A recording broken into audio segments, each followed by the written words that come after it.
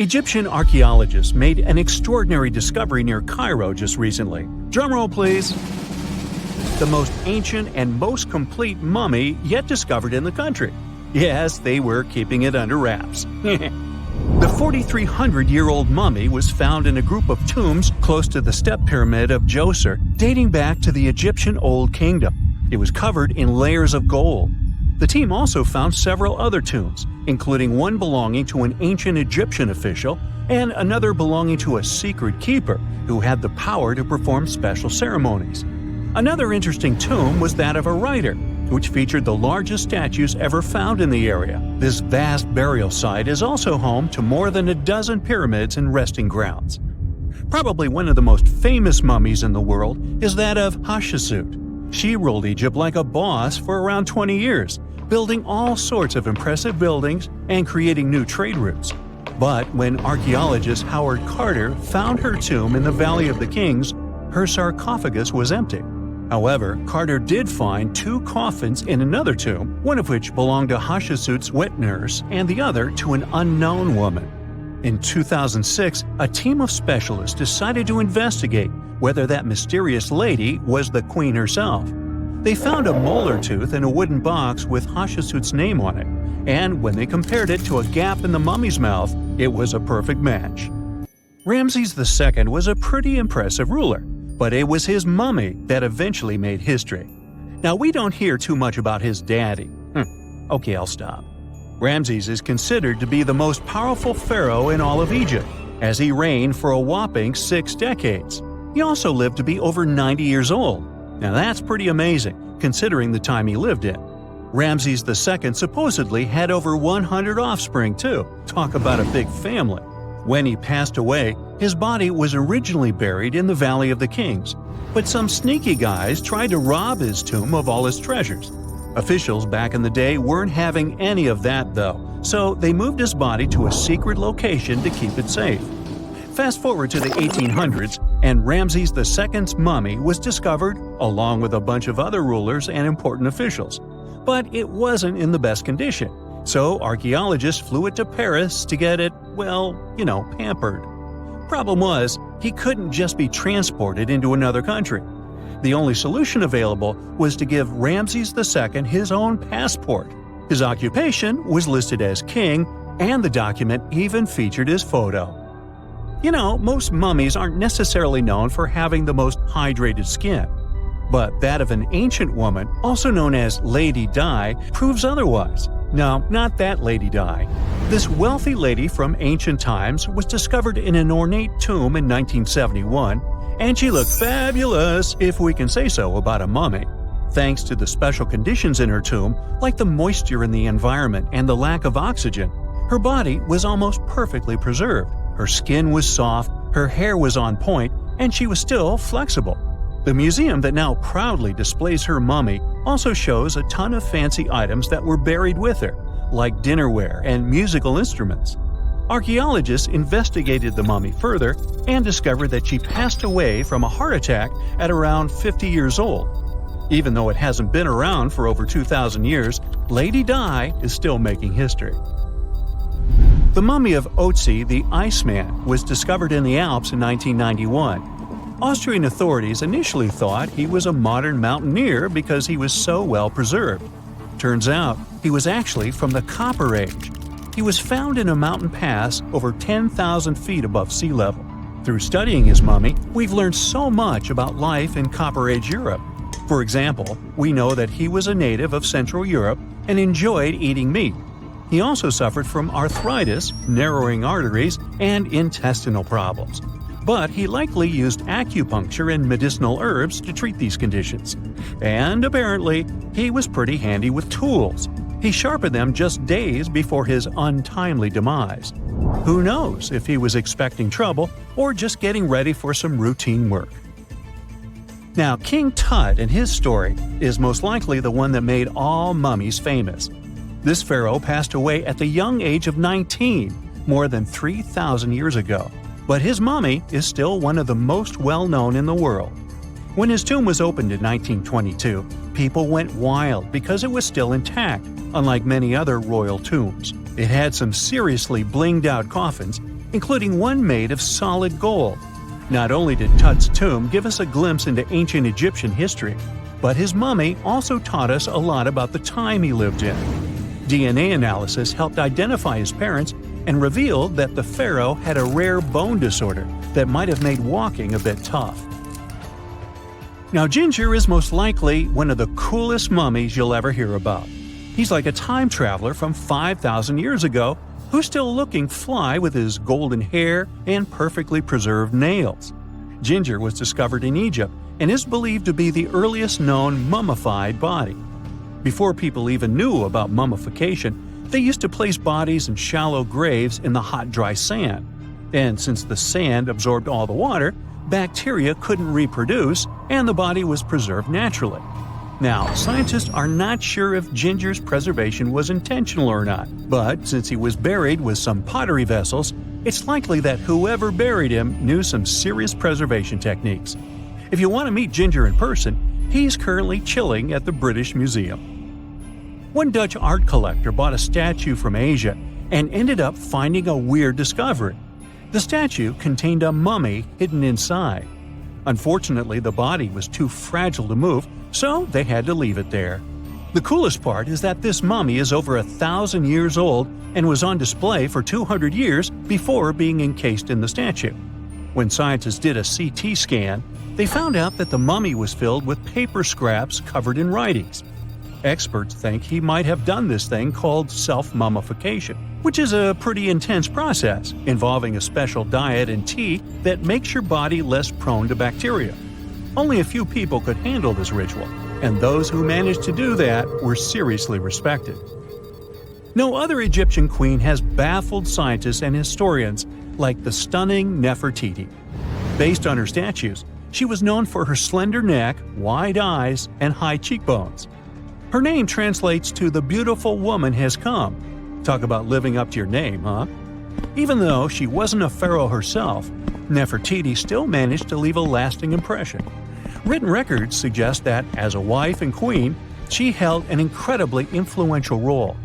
Because of her power, she was indeed admired, but she also managed to make quite a lot of enemies throughout her life. She was also related to King Tut, but not biologically. Rather, she was his stepmother.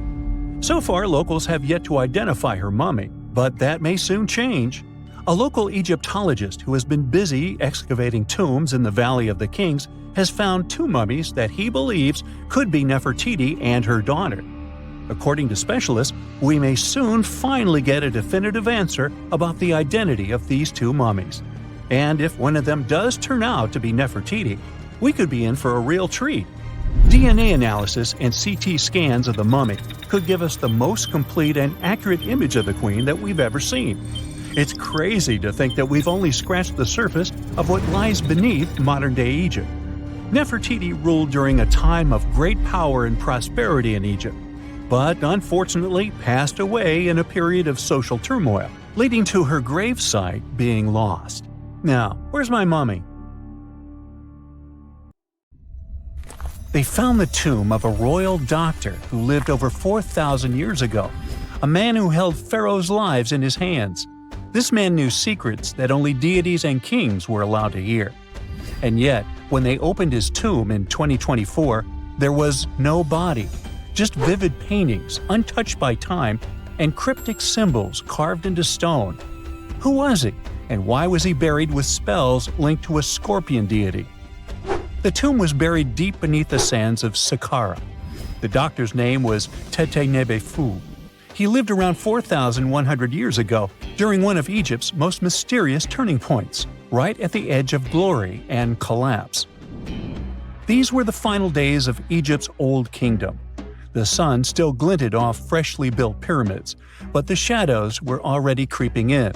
The pharaoh, Pepi II, had ruled longer than anyone before him, 90 years. But by the end of his reign, the country was cracking. The power was slipping, the regional leaders were rising, and the Nile floods grew unpredictable. In this shaky period, the mysterious doctor thrived. His tomb was discovered by a Swiss-French archaeological team in the shadows of old pyramids. The weirdest part was that when they uncovered his burial chamber, they found no body, no golden treasures either. Unfortunately, the tomb had been robbed long ago. But what remained was something even more fascinating: the words and images left on the walls. The paintings are still vibrant, bright colors that somehow survived all those years underground. The walls show jars, containers, strange abstract patterns, and geometric shapes. And then there are hieroglyphs, lines and lines of sacred script carved with precision, like someone had poured their soul into every curve. These inscriptions revealed who Teti Nebu truly was. Turns out, he wasn't just any doctor. He was the conjurer of Serket. Now, Serket was the female deity of scorpions, sacred and terrifying. Egyptians believed she could stop venom, heal bites, and protect the living from toxic elements. The title, Conjurer of Serket, meant Teti Nebu was a specialist in treating dangerous stings and bites. And if he got an entire tomb for himself, he may have been Egypt's top expert in those things, a man who healed with both medicine and magic. But that wasn't all. He also held the title Director of Medicinal Plants, a title seen only once before in all of ancient Egypt. That means he knew the healing power of herbs, roots, and oils like no one else. Now, you might wonder, what plants in a huge land of sand? But in reality, ancient Egyptians used herbal medicine that would hold up in some labs today. They created pills, ointments, and inhalers. Most often, they chose some active ingredient, a flavor to make it easier to take, and something to deliver it into the body. Sound familiar? And yeah, they didn't have many traditional plants, so some of these ingredients were bizarre by our standards, like using crocodile dung and acacia mixed with honey. They even had formulas for anti-wrinkle creams. And apparently, our mysterious healer was also chief dentist. This title is almost never seen in ancient records. Evidence of Egyptian dentists is incredibly rare. Turns out, our ancient genius didn't just fight stings and study plants. He was also trusted with teeth and jaws, which were actually a huge problem in ancient Egypt. These people may have built wonders, but their teeth paid the price. Ancient Egyptians constantly caught grains of sand in their mouths. They often ate grit-filled bread and raw vegetables, which wore down enamel and caused a horrible condition called attrition. This led to tons of problems, including tooth loss. They had to improvise back in the day. For example, crafting the world's oldest known toothpaste from crushed rock, mint, and pepper, which ironically only made things worse for the gums. Or a toothpaste from things like eggshells, pumice, and natron, a salty mineral used for cleaning. They were also inventing mouthwashes from celery, bran, and herbs to ease the problem. Some mummies were even found with crude metal braces and gold wires attaching missing teeth. Though we're not sure if these were for the living, or was it just a nice little addition added as an afterlife gift. So, Teti Nebu specialized in all these fields. 3 rare titles for one man. Now, back in the day, he must have been admired as incredibly knowledgeable. In a world without modern science, he would have been like a sorcerer who knows how some leaf or bark could save a life. That's why archaeologists believe Teti Nebu wasn't just any doctor. He was, most likely, the royal physician, the one who treated the pharaoh himself. We don't know for sure which king he served. Maybe it was Pepi II, and who knows, maybe that's why the guy lived so long. But if that was the case, Teti Nebu may have lived through the final moments of the Old Kingdom, watching the Golden Age crumble from inside the palace walls. And then he was buried. The body was looted, or perhaps just lost to time. But the team says they're still studying the tomb, still uncovering the traces of this incredible man. Overall, ancient Egyptians were practicing medicine on a crazy advanced level. Some practices feel familiar even today. They had hospitals, specialists, surgeries, and many more things, even medical schools. Both men and women were allowed to be doctors. They healed with various methods and practiced surgery with actual tools, scalpels, forceps, even sutures. Some doctors treated only the eyes, others the teeth, the stomach, or even what they called the hidden diseases. They knew how to clean and dress wounds, could set broken bones using splints made of wood or reeds wrapped in linen, and even prevented infections. There were even proctologists. They also built the first prosthetics, like a wooden toe with leather straps that help people walk normally again. The oldest known prosthetic is 3,000 years old. Now, the most shocking part is how they actually even tried to remove tumors. A recent study looked at a 4,000 years old skull. It belonged to a man in his 30s. There were signs of past tumors, and around 3 of them, there were marks, surgical cuts made with a metal tool. That suggests someone attempted to remove or study them, maybe treatment, maybe an autopsy. There was another skull of a woman over 50 years old. It also showed similar signs, but with healed fractures from an earlier injury, which is amazing because her treatment might have actually been successful. Being a healer in this society meant something powerful. It meant being a priest, a scientist, and a magician all at once.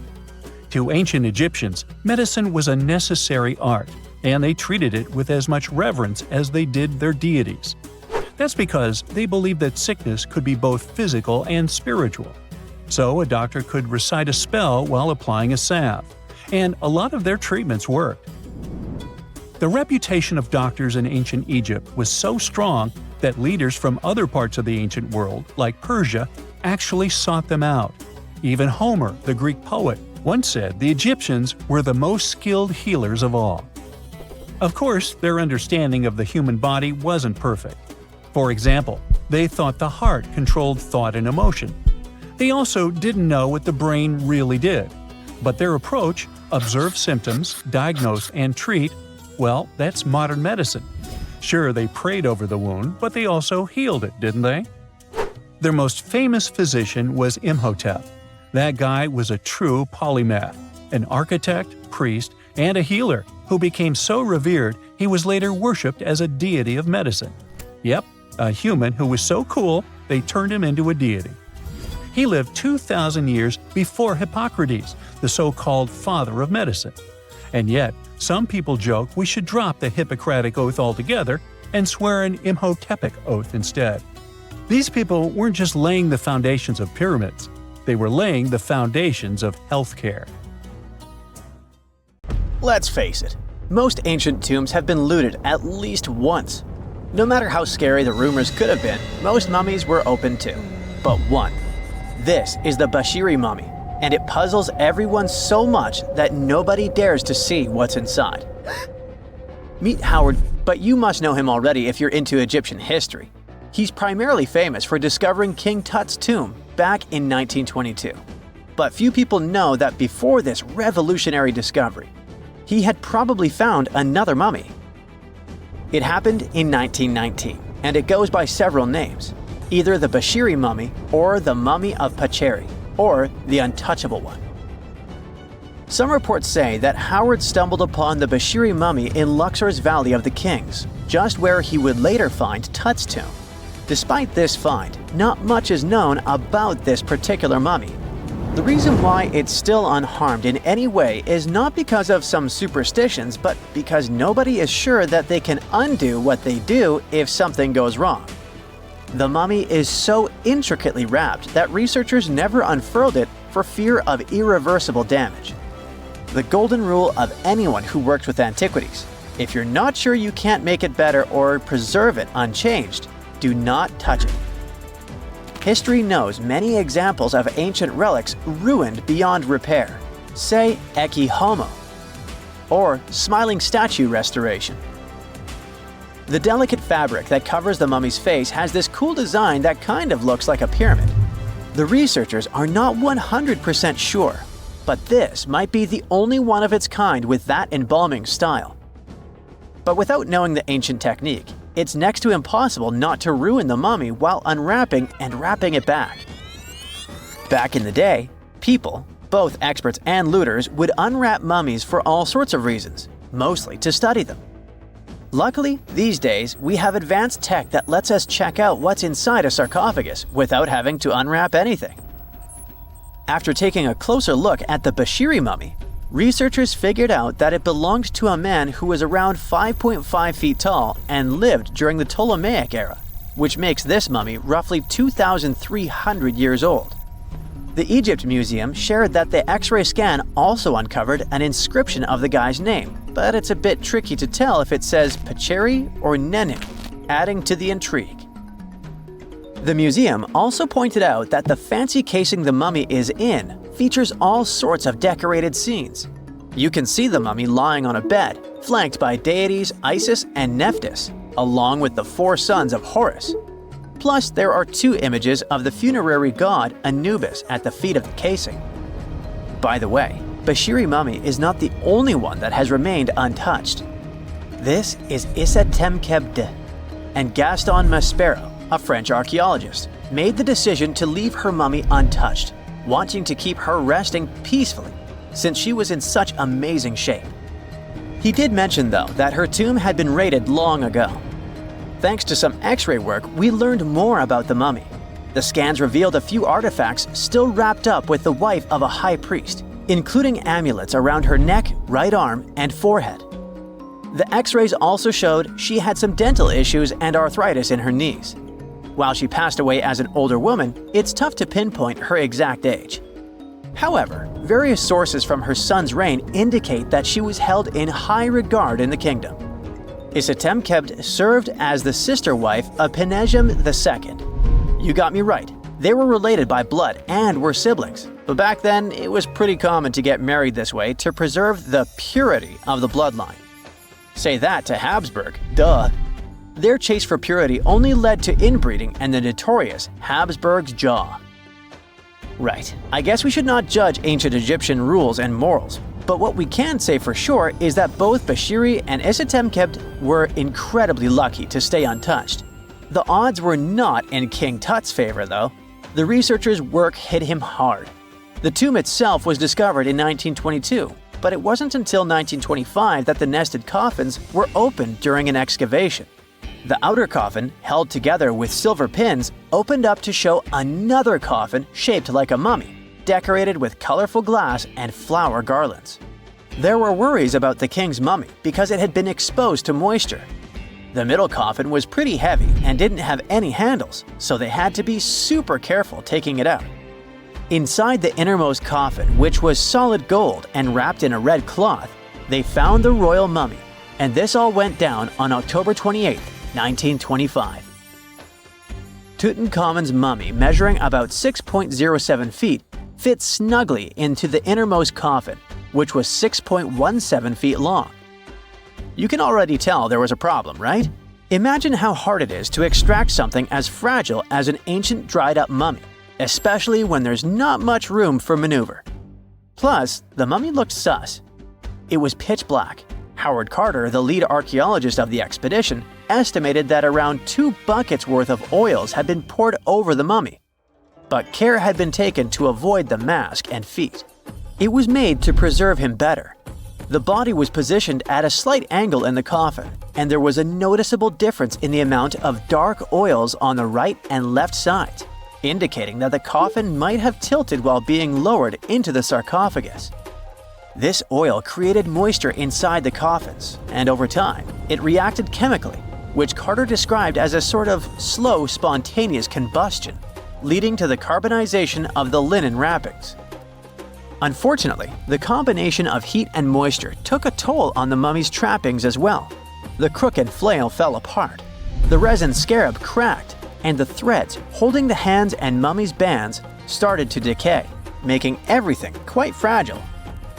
Plus, the oils hardened over the years, effectively gluing the mummy and mask to the coffin's bottom.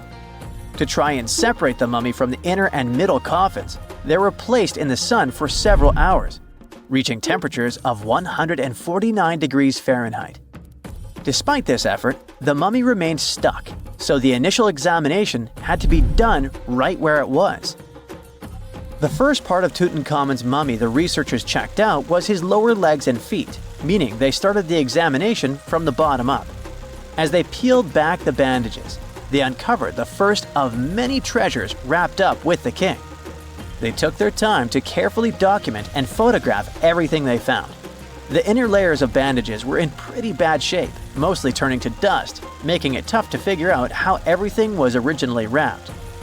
Still, the overall methods matched what was seen in other nobles' mummies from that time. Lots of folded linen pads were used to shape the torso and thighs. The outer and inner bandages were made from fine linen, while the middle layers were coarser.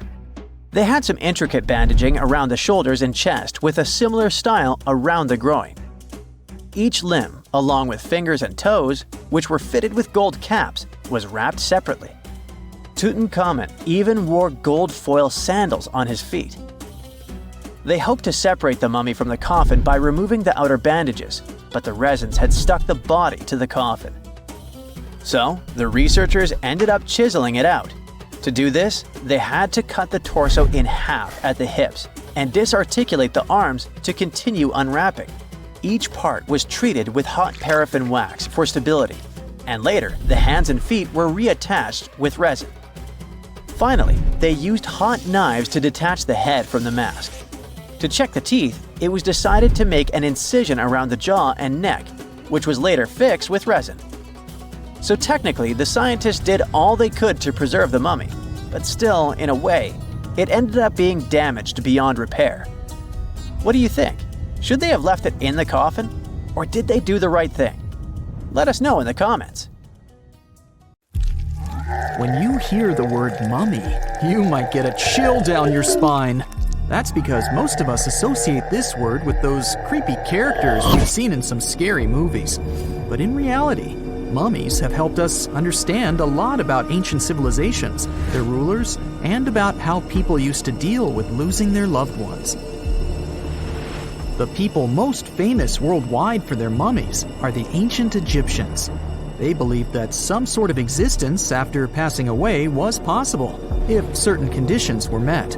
That's why they insisted on preserving the human body through the process of mummification and placing the mummy in a furnished tomb, kind of like giving it a fully functioning apartment of its own.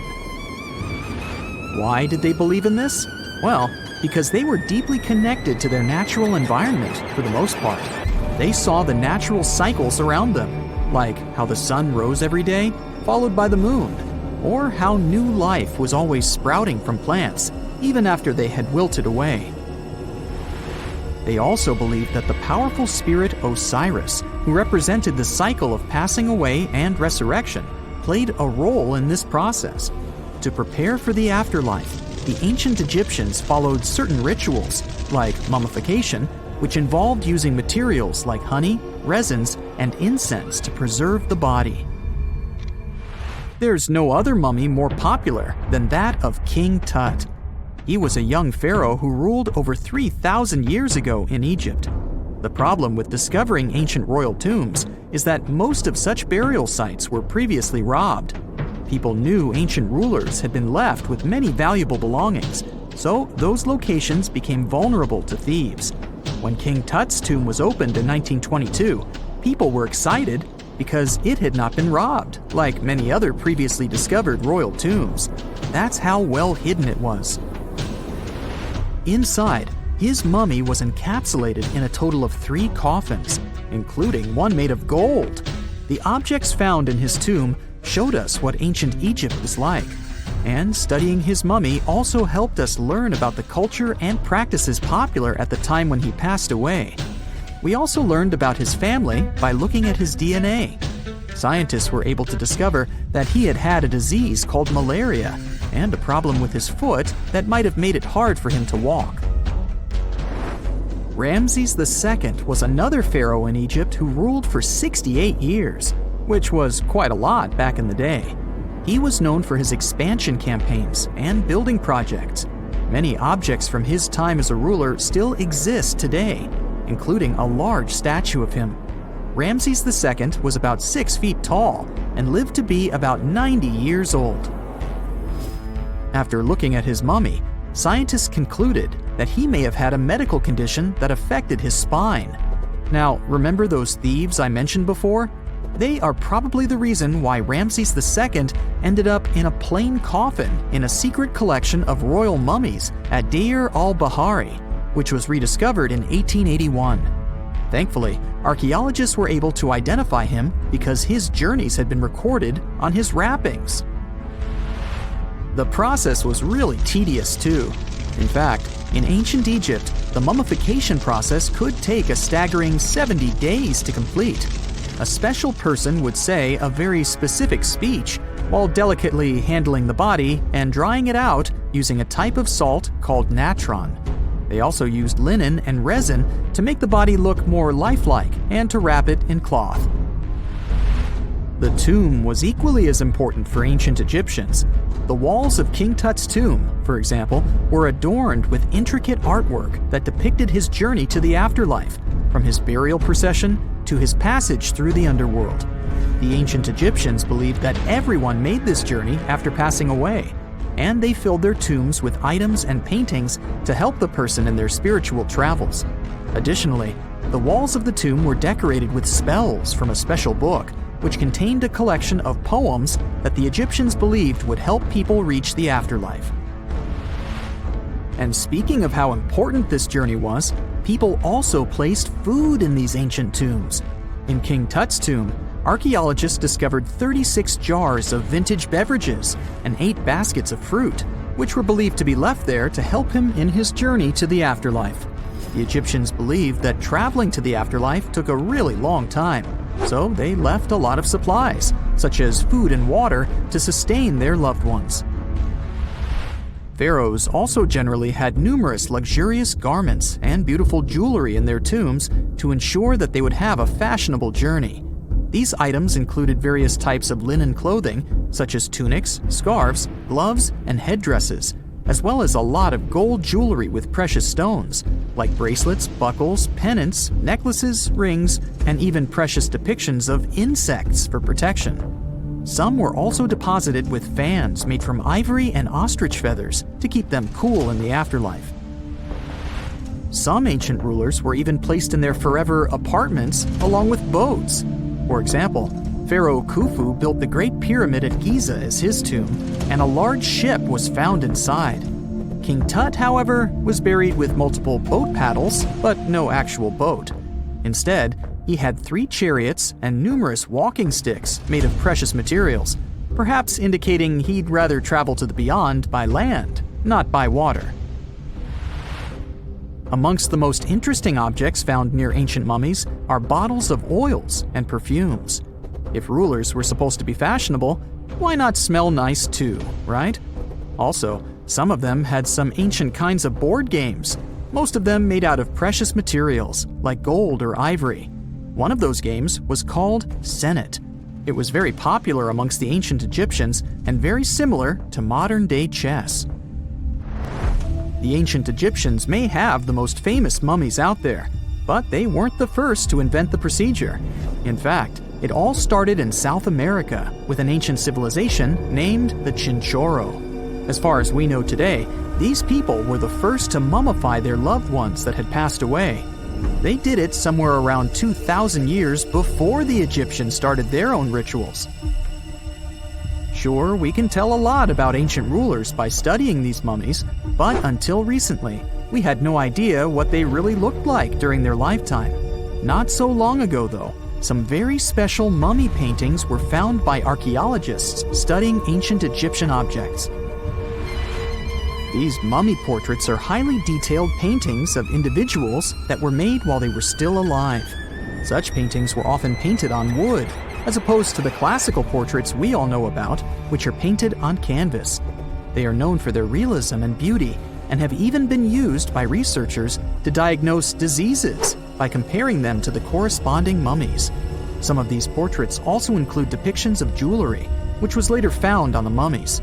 The recent discovery of these mummy portraits in Central Egypt is significant, as it marks the first time in over a century that such paintings have been found. Mummies appeared all around the world naturally, too. Mummification can occur without people intervening because of natural conditions, like extremely cold or hot environments, places with a lack of oxygen, or accidental exposure to chemicals that preserve the body. These conditions don't allow bacteria to grow, resulting in the body remaining more or less intact. Famous Otzi was one of these mummies. We know today he was a man who lived around 5,000 years ago in Europe. But upon his discovery in the Alps in 1991, Austrian authorities initially believed that he was a modern mountaineer because of how well preserved the body was. However, after the Iceman was removed from the glacier, it was determined that he was actually from the Copper Age. No man shall ever find my tomb. That's what, according to rumors, Cleopatra once said. Rumor has it really wasn't about the gender. She wanted no living soul to disturb her, and I think she meant that no human would ever discover the location of her grave. But, surprisingly, it was indeed a woman who was closer than anyone before to finally discovering the Queen's resting place. Meet Kathleen Martinez Berry, a criminal lawyer turned archaeologist. She got so intrigued with Cleopatra's story that she packed her bags and went to Egypt with no official support and even no permission from the authorities. All she had was pure determination to find the Queen's tomb. Now, you could say Kathleen had always been ahead of the game. She skipped grades in school, mastered piano, chess, swimming, and martial arts, and grew up listening to top intellectuals debating in her home. And she even got her law degree at just 19, and archaeology was her side passion. She had never actually been to Egypt, never dug up a single artifact. But her fascination with Cleopatra went all the way back to an argument with her father in 1990. That day, she walked into his library looking for a copy of Antony and Cleopatra by Shakespeare. Her dad, Fausto Martinez, a professor and legal expert, casually called Cleopatra a seductress. Kathleen wasn't having it. She fired back, arguing that history had been totally unfair to Cleopatra. The Romans, she said, wanted to destroy her reputation, and for centuries, people had just believed their version of the story. The debate went on for hours, and in the end, her father admitted maybe he had judged Cleopatra too harshly. That conversation changed everything for Kathleen. From that day on, she read every ancient text she could find, especially Plutarch's account of Cleopatra and Mark Antony. The more she learned, the more convinced she became that Cleopatra wasn't just some queen who fell for the wrong guy. She was a genius, playing a dangerous political game to keep Egypt independent. And the more she read, the more she started thinking, what if everyone had been looking for Cleopatra's tomb in the wrong place? That thought stuck with her.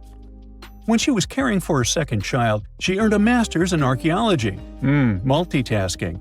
That reignited an obsession that would take over her life, uncovering the truth about Cleopatra. Even though most experts believe that Cleopatra's tomb, along with the final resting place of 13 other Ptolemaic rulers, lies somewhere beneath modern-day Alexandria, Dr. Martinez has a different idea. She believes Cleopatra was buried at Taposiris Magna, an ancient temple dedicated to Osiris, the Egyptian deity of the afterlife. But she still needed an ancient foundation plate. These plates, about the size of a smartphone, were placed beneath important temple structures and often contained inscriptions explaining when and why the temple was built.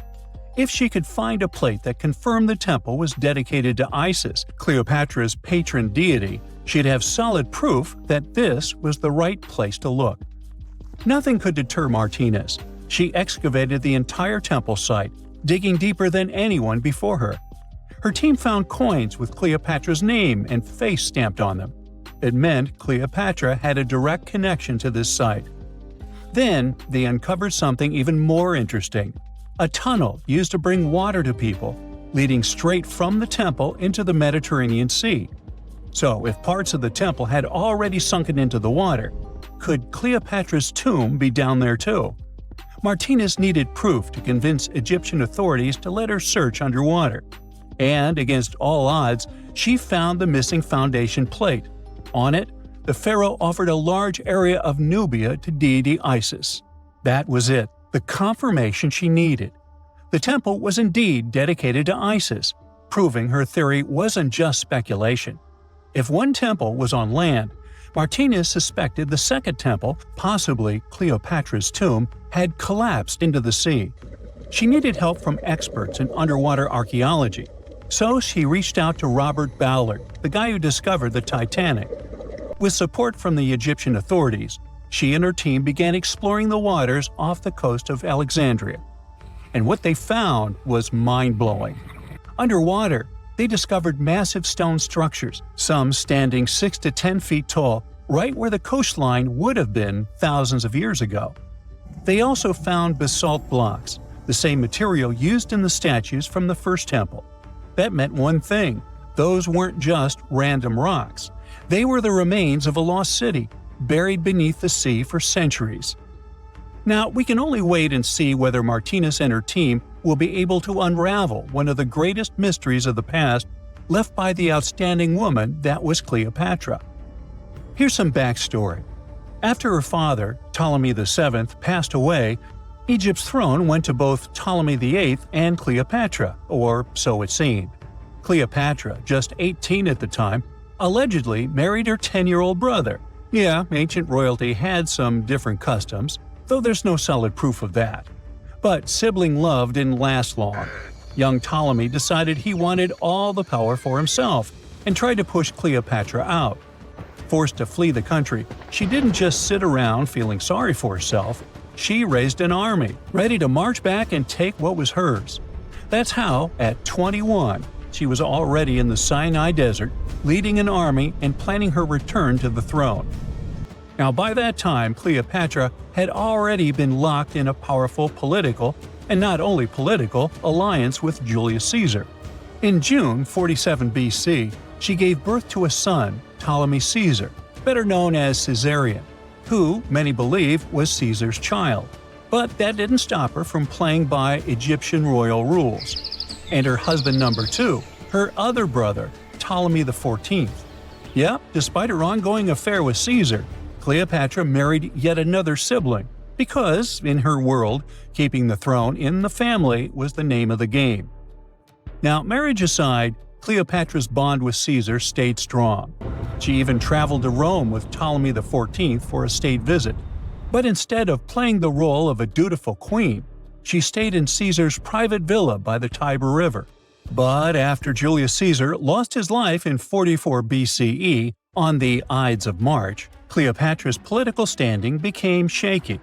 To make matters worse, her brother-husband Ptolemy XIV passed away soon after, and some suspect Cleopatra had a hand in it, leaving her as the sole ruler of Egypt. Meanwhile, back in Rome, Mark Antony was rising to power as Caesar's presumed successor. Wanting to size up the Queen of Egypt, he summoned Cleopatra, and she did not disappoint. Sailing into town on a lavish barge dressed as a deity, Cleopatra made quite an entrance. Antony was instantly mesmerized, so much so that he left his third wife back in Rome and followed Cleopatra to Alexandria, where their relationship turned into a full-blown royal affair. The two had 3 children together. Together, they waged war against Caesar's adopted son, Octavian, in a battle for control of the Roman Empire. The last time the queen was seen, she was in her mausoleum, dressed in full royal splendor, diadem on her head, lying on what Plutarch called a golden couch. When Antony and Cleopatra lost at Actium, Octavian's forces marched into Alexandria. Cleopatra apparently knew the end was near, so she locked herself inside her mausoleum, surrounded by gold, silver, pearls, and priceless art. Those were the treasures she threatened to burn rather than let the Romans take them. Antony, meanwhile, wasn't going to let the Romans capture him alive. He wounded himself with his own sword, but before he passed away, he was carried to Cleopatra's side. She held him as he took his last breath in her arms. A little over a week later, Cleopatra made her own choice. Rather than face humiliation as Octavia's prisoner, she ended her life. Legend says it was the bite of a deadly asp, though history isn't quite clear on that. At the time, Cleopatra was only 39. Sounds like a rather full life to me. Do you know how much gold has been mined by humans throughout history? About 216,000 tons. and 2/3 of this amount was mined after the 1950s. Different countries, different times, thousands of different people involved. But what if you found huge deposits of gold in one place? What if a giant gold ore deposit was discovered? No, not just giant, but super giant. This is exactly what was found in China.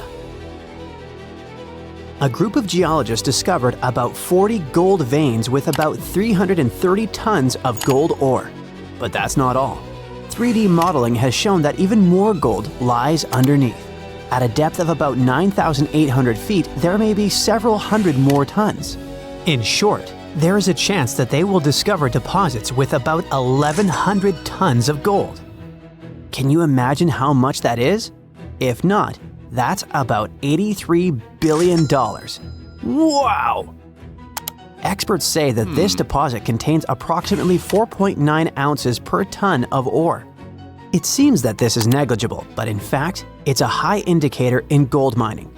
Usually, 0.35 ounces per ton is awesome. If all calculations turn out to be correct, it will be the largest gold mine in the world, even bigger than the South Deep mine located in South Africa, with its 1,025 tons of gold. Everyone is worried.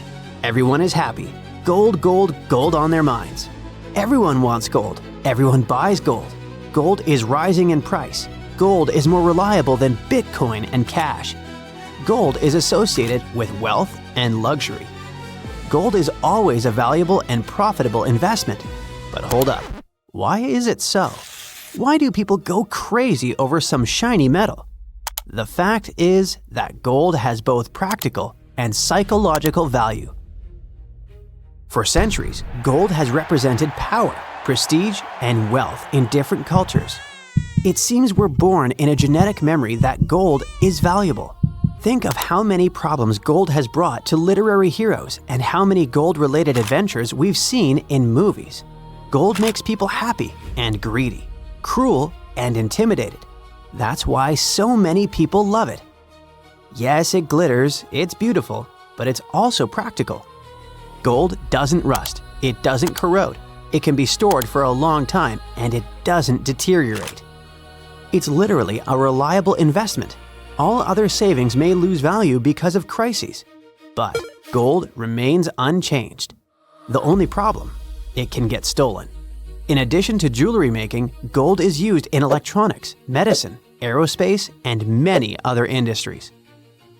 Bitcoin has a value because of the public support of people around the world. Money has value thanks to the support of authorities. Gold has value on its own.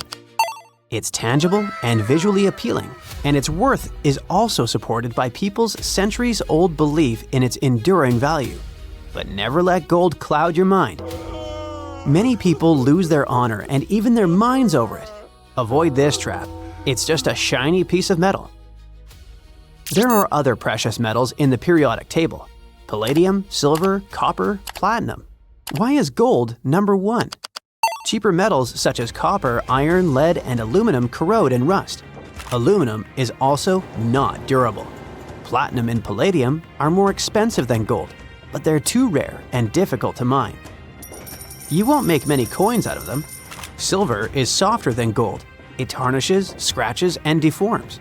And, well, to be honest, gold is more beautiful. But there is another reason why gold is so expensive. It's quite difficult to get.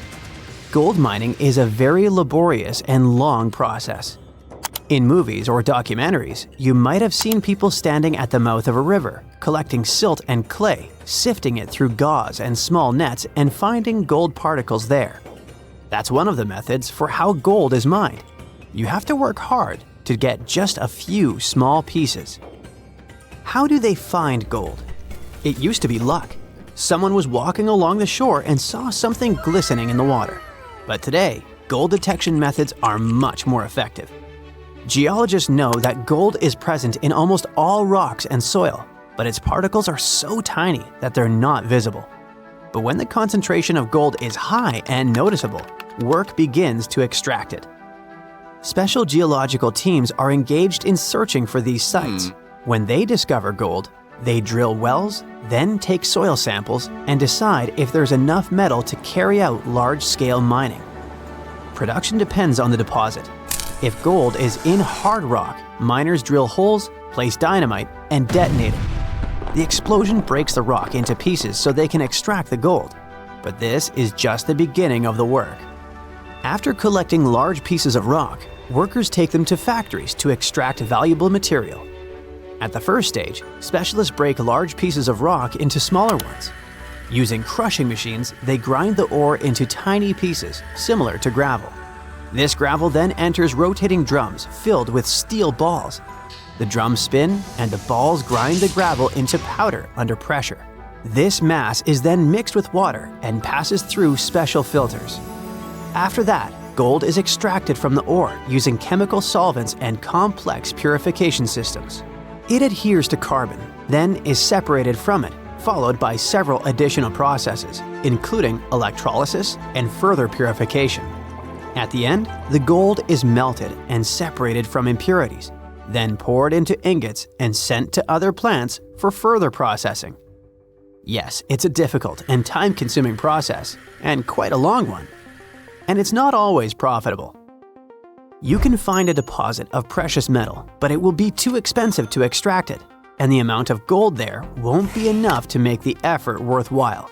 Only 10% of the world's gold deposits contain enough precious material to pay back for its extraction and processing. There are many areas filled with gold. Do you know how many of them are suitable for productive mining? Less than 0.1%. So this is probably another reason why gold is so valuable.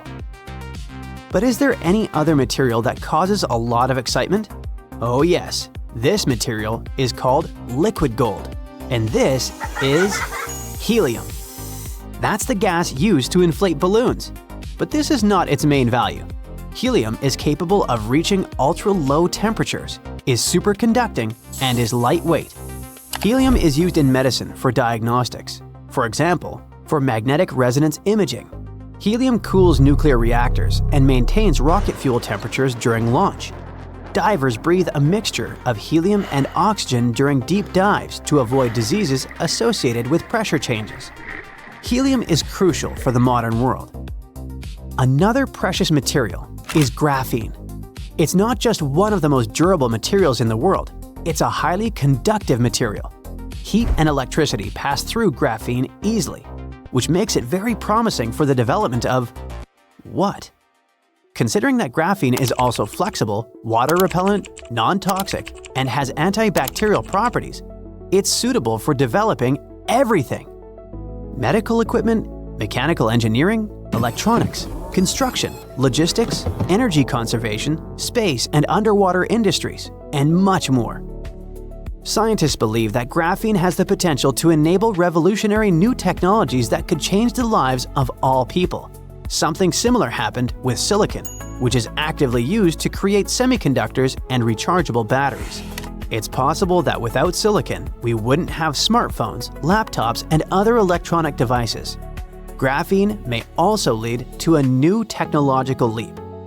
When the world switches to renewable sources of energy and uses electric transport, graphene can become technological gold. During tests, graphene batteries have shown that they charge more than 70 times faster than regular ones and last 3 times longer. At the same time, they're cheaper and environmentally friendly. Okay, that sounds cool, but where do we get this graphene? It's obtained from graphite, which lies in the bowels of the Earth. One of the largest graphite deposits is located in South Australia.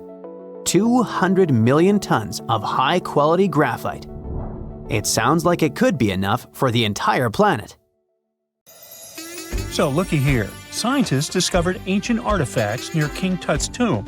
Turns out, his VIP final resting place looks more like a public graveyard with about a dozen wooden coffins that's been there for around 3,600 years. Okay, I might have exaggerated a tad. The 11 tombs weren't exactly right next to King Tut, but they were close, near the same city of Luxor. New findings in Egyptian tombs can help us piece together what life was like in ancient Egypt. And guess what? Ancient Egyptians seem to have been remarkably like us, modern humans. Say, the women have always loved jewelry, and archaeologists retrieved a beautifully made necklace with 30 amethyst beads and 2 agate beads, plus a hippo head amulet. Bet it was all the rage back then. Researchers also discovered 2 copper mirrors. One had a handle shaped like a lotus, and the other was decorated with Hathor, the ancient Egyptian deity of the sky, women, fertility, and love. These recent excavations near Tutankhamun's burial site led to another jaw-dropping revelation. For the first time in thousands of years, fragments of Queen Hatshepsut's Valley Temple were uncovered. This fearless woman was thought to be the second female pharaoh, who ruled with both courage and wisdom, leaving a legacy as solid as the stones themselves. Her temple, hidden for ages, opens a window into a time filled with power, intrigue, and spiritual devotion. Archaeologists found over 1,000 beautifully decorated stone blocks on the outskirts of Hatshepsut's funerary temple. There were very few women who managed to take the throne in ancient Egypt. Another tomb was found nearby, and it belonged to the overseer of Queen Teti Nebu's palace, whose name was Jehuti-Mez. Queen Hatshepsut seems to have even more tombs, aces up her sleeve. These tombs were carved into the rock instead of being built as pyramids, showing a unique ancient perspective on how to protect the soul in the afterlife. Experts managed to retrieve some cool ancient pieces from the site. Toys made of clay, mummy masks, winged scarabs, and some amulets. Sadly, there surely used to be way more artifacts, but over the last centuries, there have been people other than archaeologists to stumble upon this site. It's likely that looters got to these tombs before them and may have taken some valuable items. But they did leave behind some cool stuff for the researchers, like pottery used for offerings of bread and meat, along with archers' bows that connect the tomb's owners to the Egyptian military. Meanwhile, soul protection is way more important than you might think, especially if you're roaming around Luxor looking for ancient secrets. You aren't scared of King Tut's curse, are you? Let me tell you what happened to those who weren't scared, but promise me to take it with a dash of salt, okay? For years, Egyptologists, especially those who believed in paranormal activity, were convinced that there was an unsettling curse surrounding Tutankhamun's archaeological discoveries. This belief stemmed from the mysterious and untimely demise of several excavators who discovered the tomb in 1922 with no logical explanation for why they passed away. It was just easier to chalk it up to something supernatural and avoid the whole mess. But it turns out it wasn't a curse at all. It was likely the radiation that caused those excavators to perish. Now, you might wonder where the radiation came from. After all, while radioactivity was discovered in the 19th century, ancient Egyptians, despite their impressive pyramids, didn't have any radium lying around to make Tut's tomb glow like crazy. So, what could be the real story? It might have been toxic waste behind it all. Toxic levels of radiation from uranium and hazardous waste have been lurking inside the tomb since it was sealed over 3,000 years ago. The burial chamber of Tutankhamun's tomb reportedly has such high radiation levels that anyone who steps inside could easily end up with a fatal dose of radiation sickness or an incurable condition. By the way, you can have a somewhat similar level of radioactivity if you don't get rid of those moldy dinner leftovers you left to perish in your fridge a month ago. But this radioactivity isn't exclusive to Tutankhamun's tomb. Ancient Egyptian artifacts discovery is rewarding yet dangerous due to unusually high radiation levels in Old Kingdom tombs all over Egypt. Geiger counters have detected radiation at 2 sites near the Giza pyramids, and radon, a radioactive gas, has been found in several underground tombs in Saqqara. Interestingly, experts believe that the builders of these ancient tombs were aware of the toxins, as some eerie warnings were carved into the walls of many tombs. One inscription ominously declared, "They that break this tomb shall meet their end by a malady that no doctor can diagnose." Other ominous phrases like "forbidden," "due to evil spirits," only added to the fear that supernatural curses haunted these ancient sites.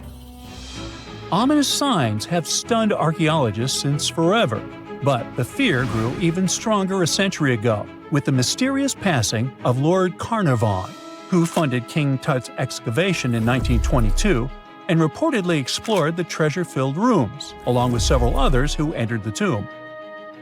Arthur Weigall, another British Egyptologist who was present at the tomb's opening and is credited with starting the curse myth, passed away young when he was just in his 50s in 1934.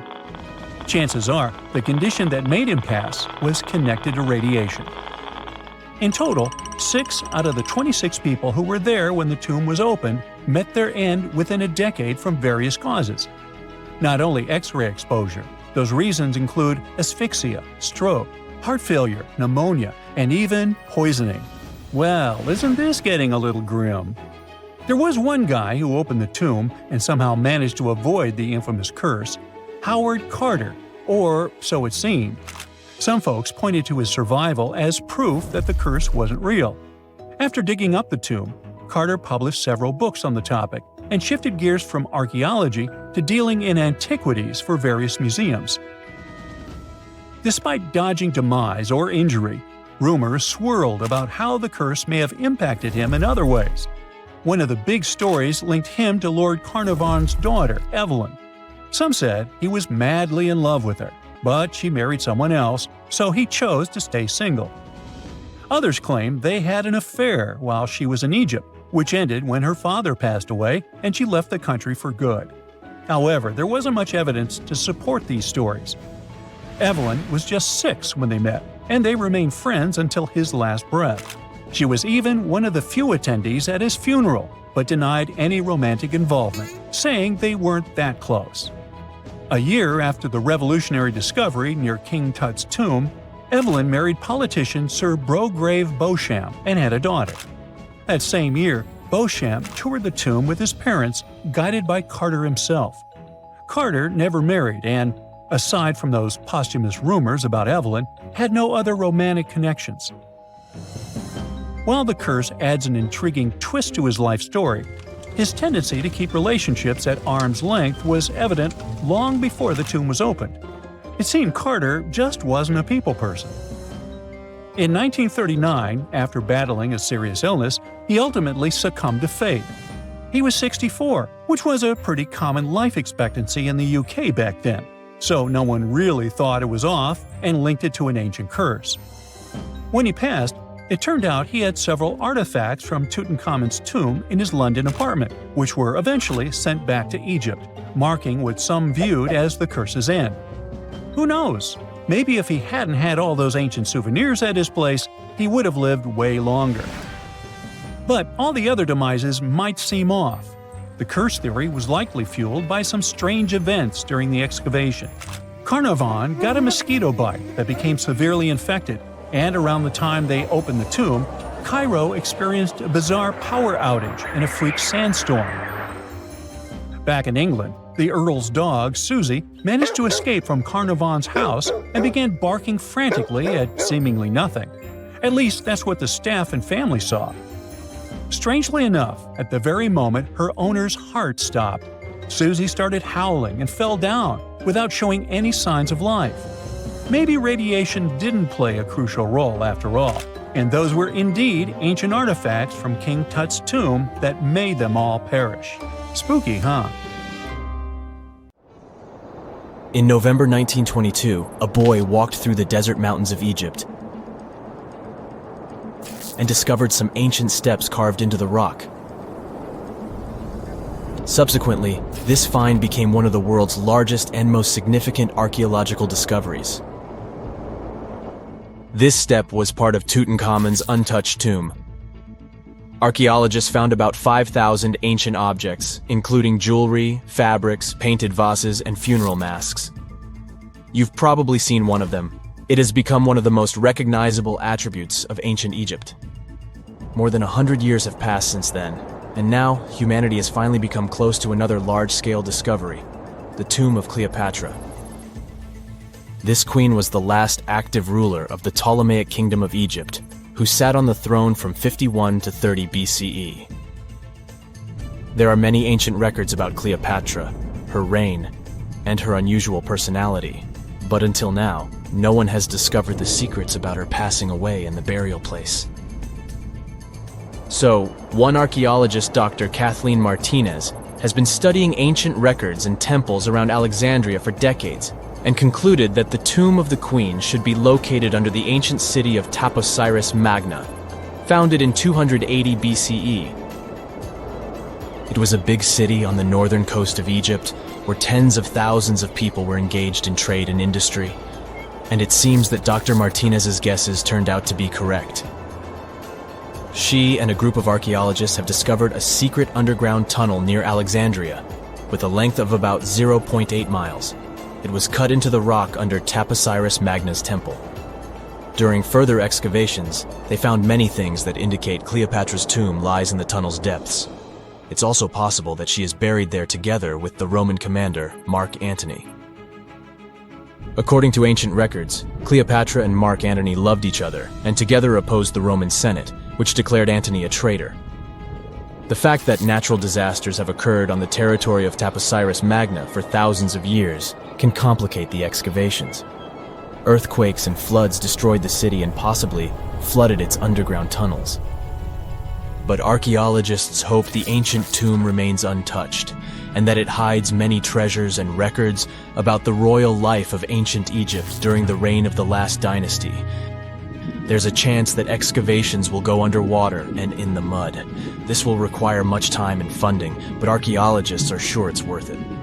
Anyway, it's too early to say that Cleopatra is really buried there, but scientists have found many things in the tunnel that confirm this, including clay pots, dozens of coins with the image of Cleopatra and Alexander the Great, as well as a bust with the image of the Egyptian queen. Cleopatra is still one of the most popular personalities in Egypt, on an equal footing with Ramses III and Tutankhamun. She inspired many films, paintings, and books, but what made her so popular? She became famous for her inconsistency.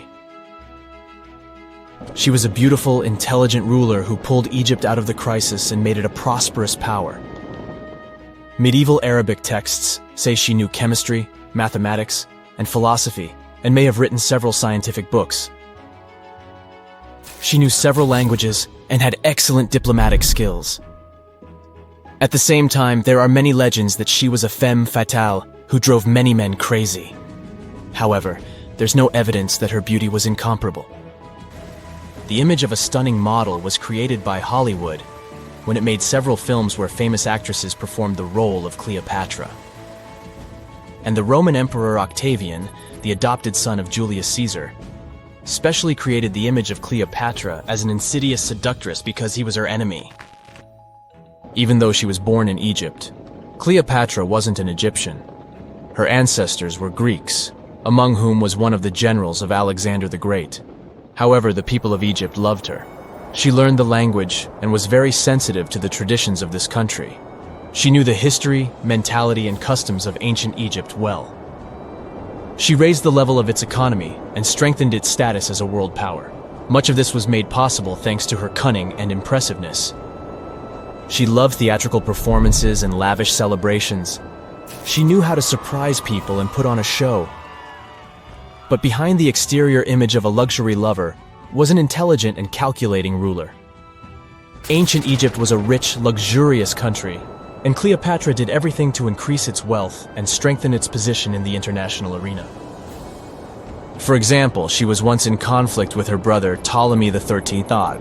The queen knew that she wouldn't be able to resist him, so she decided to attract Julius Caesar to their side. The Roman emperor arrived in Alexandria, where Cleopatra wanted to meet him, but Ptolemy knew about her plans and was about to prevent her from coming to Caesar. Then, instead of a rich and noisy arrival, Cleopatra decided to make her visit inconspicuous. She wrapped herself in a carpet or linen bag the emperor's servants carried into Caesar's private chambers. Cleopatra emerged from the carpet and impressed the Roman emperor with her beauty and determination. As a result, they fell in love with each other and became close allies. After some time, she impressed another influential Roman for diplomatic purposes. She arrived to meet Mark Antony on a golden barge with purple sails and silver oars. Cleopatra was dressed in the image of Aphrodite and sat under a magnificent canopy. Her servants dressed like cupids and were blowing her fan and burning incense. But Cleopatra created such a show for a reason. She knew that Antony revered Greek mythology and considered himself the embodiment of Dionysus. As a result, he was so impressed with this woman that he ended up marrying her. Cleopatra defended her crown, strengthened her alliance with Rome, and bore Antony 3 children. In Egypt, they threw big parties and enjoyed wealth with power.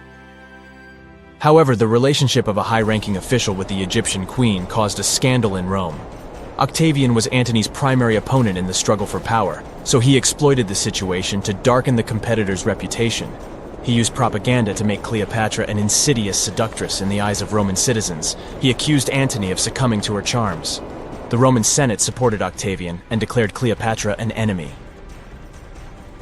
In 33 BCE, this conflict reached a high point when Antony's navy clashed with Octavian's fleet. The latter won and forced his enemy to flee to Egypt with Cleopatra. According to some records, they took refuge near Alexandria. Pursued by the Romans, they hid in one of Cleopatra's palaces and met their end. Some legends say that Cleopatra was an expert in poisons. She provoked a venomous snake, a viper or an Egyptian cobra, to bite her. Also, according to another legend, she pricked herself with a poisonous needle.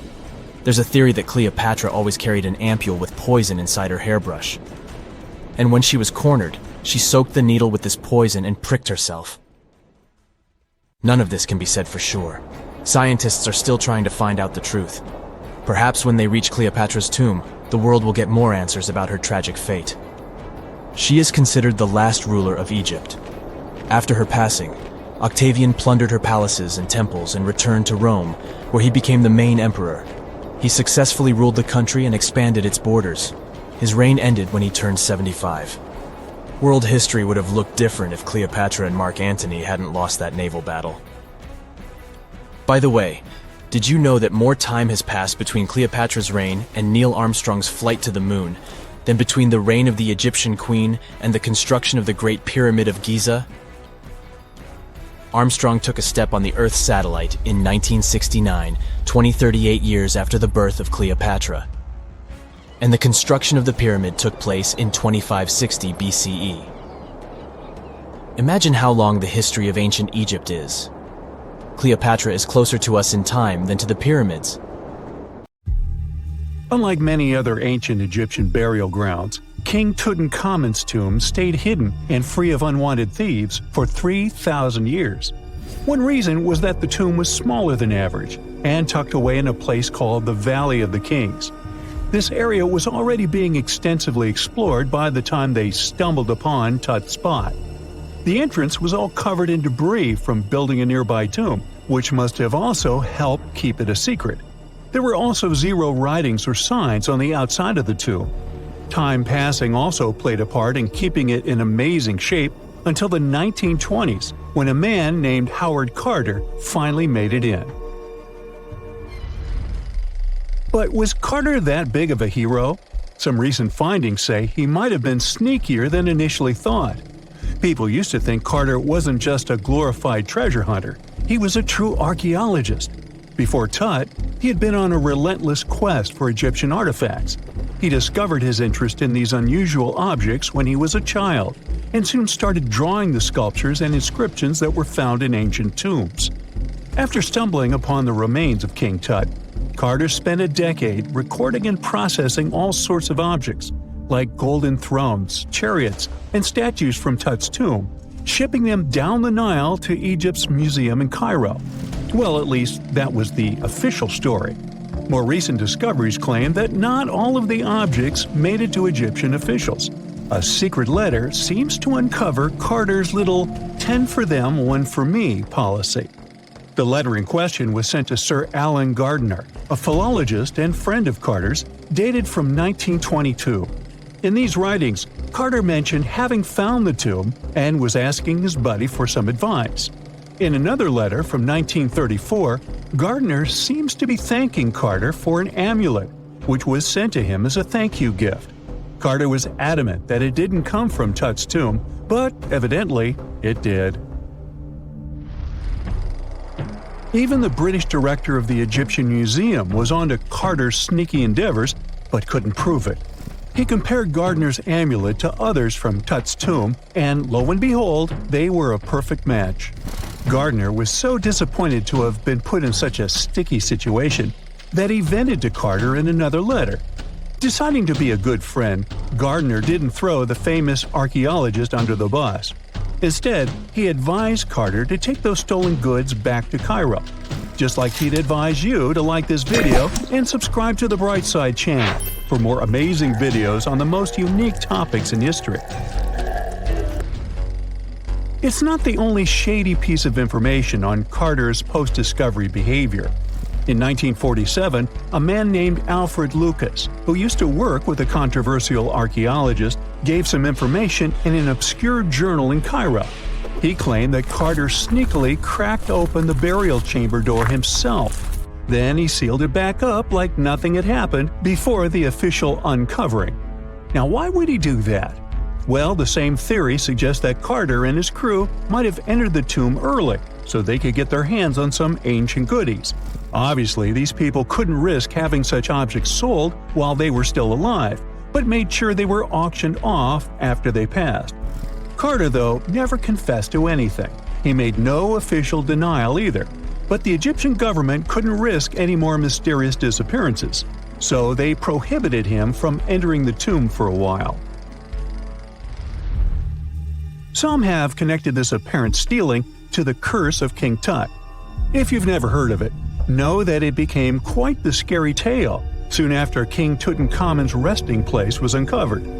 It claimed that anyone messing with the tomb of the boy pharaoh would face some serious bad luck.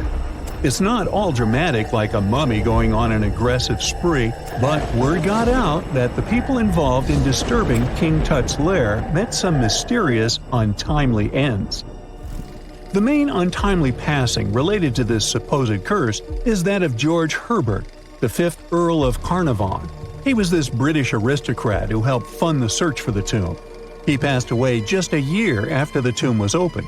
Now, people love to call it mysterious, but it turns out that Herbert was already in pretty bad shape health-wise when he got to Cairo, and he ended up getting taken down by a regular disease. Now, let's talk numbers.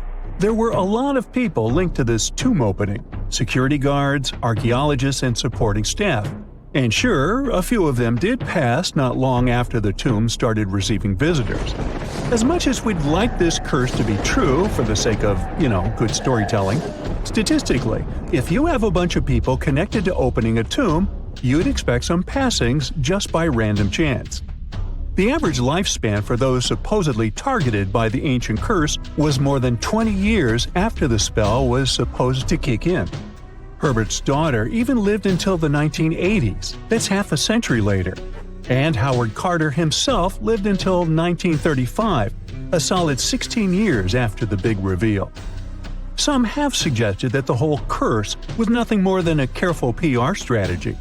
You see, when Tut's tomb was found, Howard Carter wanted to make a priority out of keeping nosy reporters away, so he might have come up with a curse hanging over anyone entering the boy king's resting place. But what was stolen from King Tut's tomb anyway? Well, some jewelry to begin with. It might have been snatched by Howard Carter himself, according to a French specialist. He did some intensive research by looking at old pictures taken from inside the tomb back in the 1920s. He compared those images to various objects from museums and auction houses. He soon started to piece together the whereabouts of some of Tut's jewelry. First up, there's this collar that used to be on Tut's chest. It was all broken into pieces, and some parts went via Carter to the Nelson Atkins Museum in Missouri. Meanwhile, other bits ended up on a necklace owned by some unnamed people who tried to sell it in 2015 but failed. Even the Nelson Atkins Museum agrees, as they've confirmed the information on their website. Then there's a headdress piece. Some beads from it that once belonged to Tut apparently got stolen by Carter too. They were also strung into a necklace and are now being held at the St. Louis Art Museum. Another fancy collar made out of glazed ceramic magic spent some time at the Met, far away in New York. Thankfully, it was sent back to Egypt a bit over a decade ago. This seems to have been, as you'd expect by now, also stolen by Carter. Missing artifacts aside, King Tut still gave a ton of amazing objects that helped us learn more about this incredible ancient culture. Starting with the famous burial mask. It's this massive 21-inch gold art piece with semi-precious stones and glass paste. It weighs 22 pounds and showcases the boy pharaoh with a long beard and a headdress with a cobra and vulture. On the back, there's this spell from an important ancient Egyptian spiritual book that's supposed to make sure it works just as well in the afterlife. Tut was also apparently a board game enthusiast. They found 4 board games in his tomb, some made of ivory. Archaeologists also found a pair of gold sandals, though you'd imagine they were more for show than for comfort. In fact, the pharaoh probably never wore them in his lifetime. Now, speaking of fashion items, it turns out Tut was quite the fancy ruler. They even found a mannequin in his tomb that was used to pick out, adjust, and store his outfits and jewelry. The boy king seemed to have also enjoyed some music, based on the 2 trumpets historians found in his tomb. Though they were played back in 1935 in a BBC broadcast, the instruments are today considered too fragile to be maneuvered. The first photograph was taken in 1826. Yeah, there I am, way in the background. I'm waving. From then on, we've had countless images taken all over the world. Back in the day, if you really wanted your portrait taken, you needed a painter to help you with it. You would have had to stand still for long periods of time, making sure the light was just right. And let's face it, those portraits weren't really as exact. Maybe you'd have asked for your eyes to be a bit brighter, or your lips a bit poutier. When it comes to famous people in ancient history, there's not much we can do in terms of photography. It's simple. There aren't any pictures or famous ancient people. We can try to imagine what they look like based on their paintings or on texts written about them by highly regarded scholars. Fortunately, more and more as years go by, this lack of knowledge will become a thing of the past. Enter forensic facial reconstruction. With the help of this amazing science branch, we can now have a better understanding of what ancient celebrities look like. But how are scientists able to do that, you might ask? Go ahead, ask. Turns out that a person's skull can tell a lot about their appearance. Everything from the brow bone to the distance between the eye sockets can showcase a realistic profile. Even the nasal chamber or the shape of one's chin can influence how your face will end up looking like. It's like the skull is a blueprint for the face. Using these bones, artists and forensic anthropologists can work together to reconstruct your appearance through the magic of forensic facial reconstruction. It's like real-life detective work, but with more clay and less drama. Now, I guess you're thinking, how correct can these reconstructions really be? Well, the finished product may not reflect all the details, sure. You can't tell a person's eye color or skin tone just by studying the skull. Facial hair is equally hard to tell, and if you have plump cheeks that make you look so cute, your skull will never tell the secret. But even with those limitations, facial reconstruction can still show us what someone in history may have looked like. The process itself is pretty cool. A trained sculptor works with a forensic anthropologist to figure out the skeletal features and build up the facial traits using clay. Anthropologists have to consider things like age, gender, ancestry, and any injuries or tooth loss. Scientists can also do such tasks digitally these days with the help of computers and design software. With all these amazing scientific advancements in mind, did you hear the latest news about King Tut's family tree? Well, apparently his possible father, an ancient Egyptian pharaoh, just got a new face makeover. And let me tell you, he's looking regal and serene due to some digital reconstruction magic. But even though this is the most correct representation of him so far, we still don't know for sure who he really is. This fellow was found in 1907 in the Valley of the Kings, just a few feet away from King Tut's tomb. Scientists have been studying him for over a century and think he might be Akhenaten, King Tut's daddy, and a very important Egyptian ruler for that matter. Still, some experts remain skeptical and say we need more evidence to confirm his true identity. The reconstruction of this ancient pharaoh's face was a months-long project, by a group of brilliant scientists in Sicily. They even brought in a 3D forensic artist from Brazil to help out. The new model is different from earlier ones because they wanted to focus on his facial features and not get distracted by his hair, jewelry, or other bling. On the same note, make way for this latest fashion icon. No, it's not some famous model. It's a hunter-gatherer woman who lived in Sweden 7,000 years ago. And boy, is she fierce-looking in her new reconstruction. She's rocking a feather cape, a slate necklace, and a belt made from 130 animal teeth. Talk about being fashion-forward or backward. Plus, her dark skin is painted with white patterns, making her look like a true work of art. But don't be fooled by her stunning appearance. This woman was more than just a pretty face. She was buried upright in a location dating back to 5500 BCE to 4600 BCE, and her rich jewelry tells us that she was important in her local community. Thanks to the work of an archaeologist and sculptor, we can now see what this ancient woman looked like. They used a CT scan of her skull to piece together her face muscle by muscle, creating a unique expression. It's like making eye contact with the past.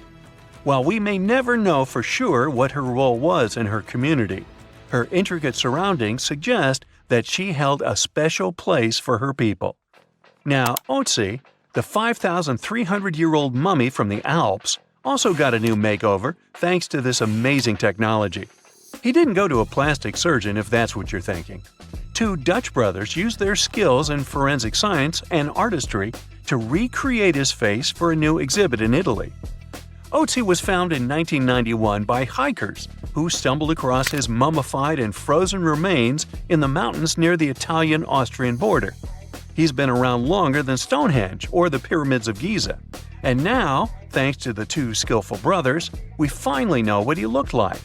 They used 3D images of his skull to recreate his face. A photographer also documented the whole process for half a year.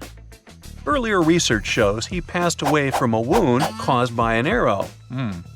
He was left in a protected area high up in a cold glacier region, so his body was preserved in the snow. He is now safely kept in a refrigerated cell at the museum, which mimics the wet, cold glacial conditions that kept him preserved. They even have a unique cooling system that makes it possible for the mummy to be displayed. Otzi's last birthday was his 46th, which was a pretty ripe old age for his time. He was about 5 feet 3 inches tall and weighed around 110 pounds, so he was on the smaller side. But hey, size doesn't matter when you've been around for over 5,000 years. King Henry VII got a digital makeover as well, and boy does he look good. A graphic artist used a mask of Henry VII's dating from 1509 to create an impressive and realistic reconstruction. Why a mask, you might wonder? Well, before photography, people used wax masks to preserve someone's likeness more accurately than paintings or illustrations. And let me tell you, the restoration of this Henry was a game changer. Henry VII was the King of England from 1485 to 1509. A depiction of him, which can be found at Westminster Abbey, was already lifelike, but the new digital reconstruction takes it a step further. It took the team behind it about 2 months to complete, using a combination of software, custom algorithms, and really tedious image adjustments that were done manually. The project started with a high-resolution image of the mask, which was then used to create a 3D model of the subject's face. From there, the lighting was designed. Lastly, facial markings and hair were added. But what's even more fun is that a beard was added to Henry VII's face too, since men during that era were commonly bearded, wore a beard.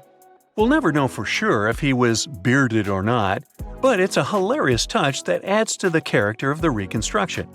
The same team has also created facial reconstructions of other historical figures, like Mary, Queen of Scots, or Oliver Cromwell. These masks are like secret passages to another time, if you think about it. It's amazing how technology can take us back thousands of years to see faces we've only imagined. And who knows, maybe in a few hundred years, someone will recreate our faces from a selfie we took. The ancient city of Taposiris Magna is hidden on the northern coast of Egypt. These days, it has very little of its former glory, but what lies beneath it may hold the secret to uncovering a famous mystery, that of Cleopatra, the most memorable Egyptian queen in history. The recently discovered tunnel is also known as a geometric miracle for its time. Excavations have uncovered a 43-foot-long structure below the ground, which is partially submerged in water. Its shape and construction technique are similar to that of the Eupalinos tunnel, another amazing ancient discovery. This one is located in Greece and was built by excavating simultaneously from 2 points, aiming to have them meet in the middle. The use of math and geometry to make this construction was astonishingly precise for those days, more so since it was built near a mountain. Archaeologists that have been working on the Taposiris Magna site since 2004 believe this tunnel may lead to the lost tomb of Cleopatra. The clues they found so far seem to back up this theory. For starters, the city and its temple were built by one of Cleopatra's ancestors, Ptolemy II. All the architecture seems to indicate it was dedicated to the ancient spirit Osiris and his queen Isis. Throughout her reign, Cleopatra did try to associate herself with Isis, so it may be no surprise she chose this location as her final resting place. Scientists have yet to pinpoint Cleopatra's tomb, but research continues with the help of modern technology. To study this location better, archaeologists have even used a special device called ground-penetrating radar. This tool allows us to analyze what lies beneath the ground without being intrusive. Since this tunnel is so old, research needs to be done very delicately. Seeing pictures of what's underground before you start digging is incredibly useful and has been done here since 2011. Finally discovering Cleopatra's tomb may help us piece together her story, especially what might have happened during the last portion of her life, which is still surrounded by mystery. We still don't know the exact cause of her passing. Some believe she may have let herself be bitten by a poisonous Egyptian cobra. Others have suggested that she was well accustomed to toxic substances, even hiding some in her hairbrush in case she ever needed it. But that's not to say she chose to use it on herself. We do have a lot of other interesting information on Cleopatra that's equally as impressive, like the fact that she had a stylist.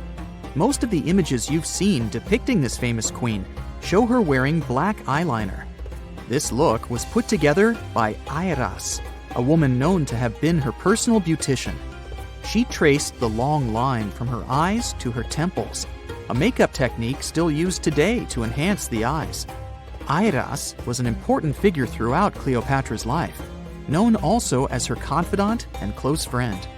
There are even theories that suggest Airas was there by her side when she passed away.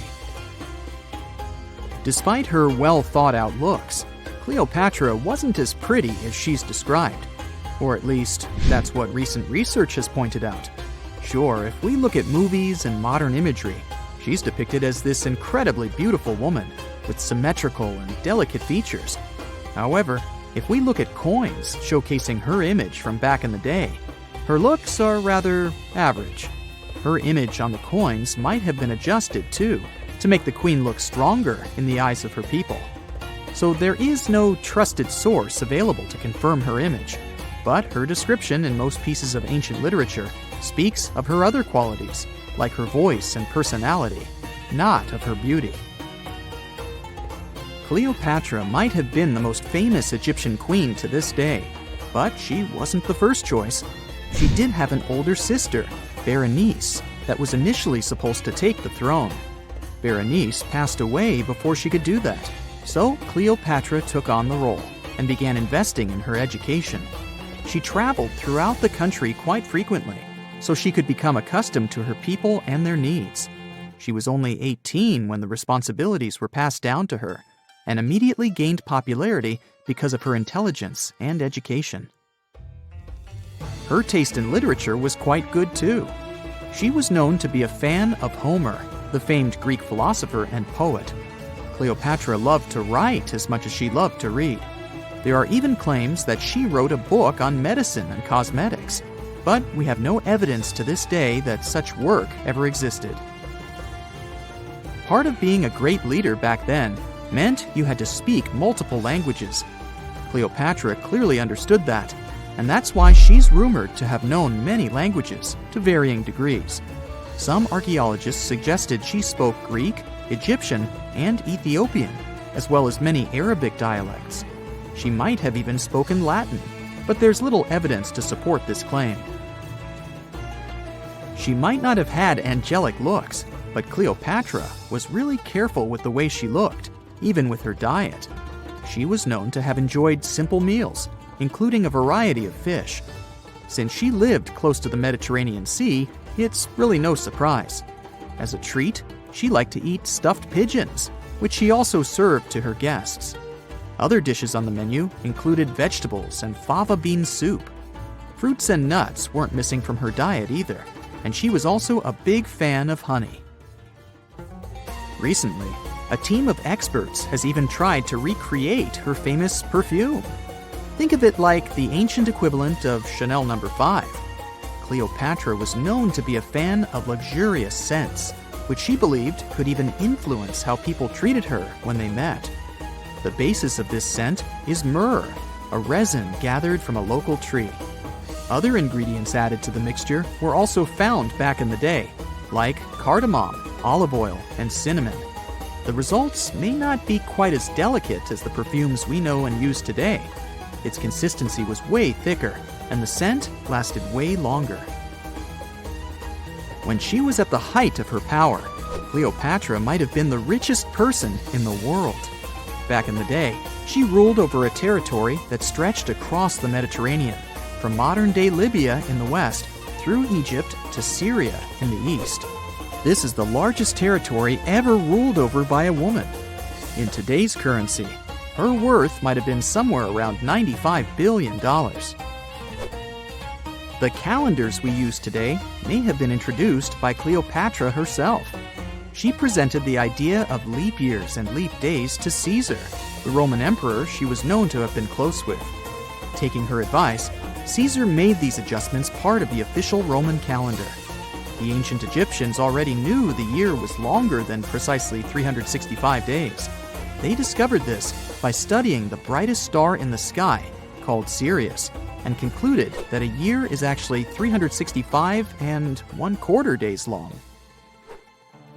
It was Elizabeth Taylor that famously introduced Cleopatra to pop culture when she played her in the 1963 film bearing the same name. Up until that point, it was the most expensive film ever made.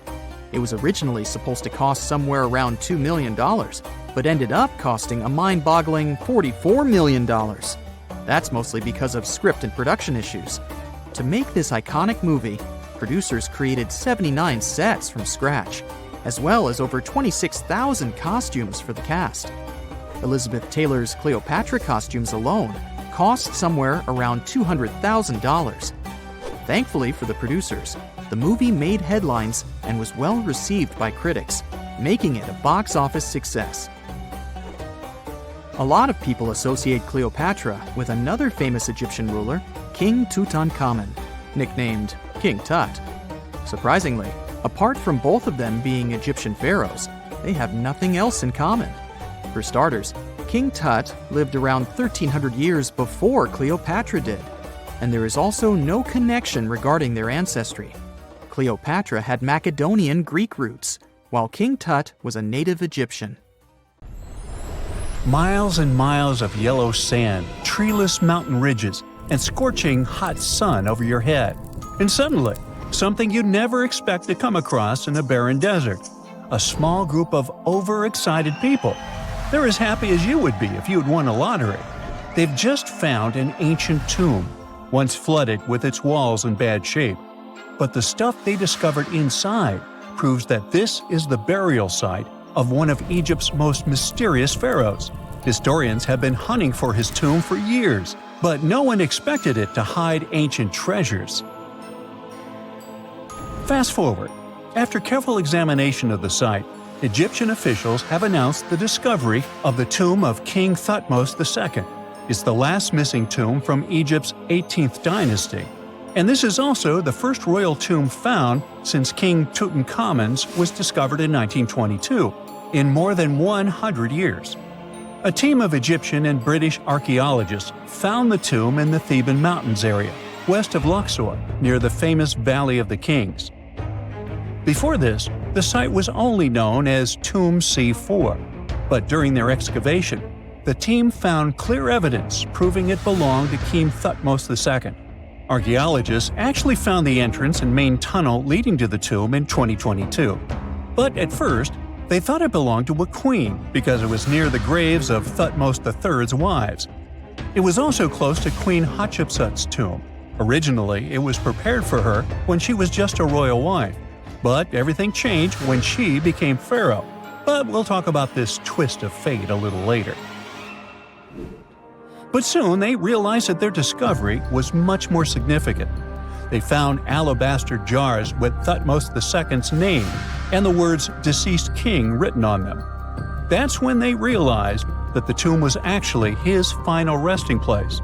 Sadly, Thutmos II's tomb has seen better days.